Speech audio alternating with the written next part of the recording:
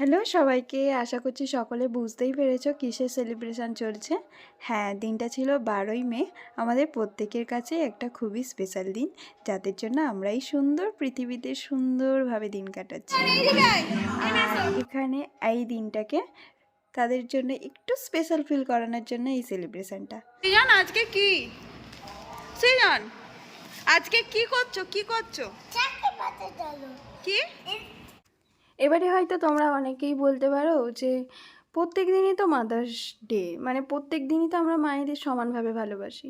হ্যাঁ ঠিকই, কিন্তু এই দিনটা ওদের মুখের যে আনন্দটা সেটা দেখলে না, মানে একটা তোমার নিজেরই আনন্দ হবে। যাই হোক, সেই রকমের কথাবার্তায় আমি যাচ্ছি না।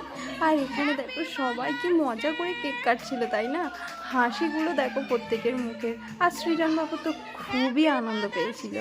যাই হোক, ওকে ডাকা হচ্ছিল কেক কাটার জন্য, জানে মায়েরা আজকে কেক কাটার দিন, তাই মায়েরাই কাটছিল আর ও মজা করছিল। যাই হোক, বাড়িতে তো অনেকজনই থাকে, কিন্তু এখন সবাই যে যার কাজে বেরিয়েছিল, রাত হয়ে যাচ্ছিল, তাই আমরা যে কজন ছিলাম আমরা সেই কজন থেকেই সেলিব্রেশনটা করে নিলাম। কি করা যাবে, তাই না? আর এখানে দেখো খুব সুন্দর করে সবাই মিলে কেক কাটিং হচ্ছিল। আর পাশে তো আমার বাবারা দেখে সবাই বসেছিল। একদম ছোটোবেলায় যেন কিছুই বুঝতাম না এসব নিয়ে।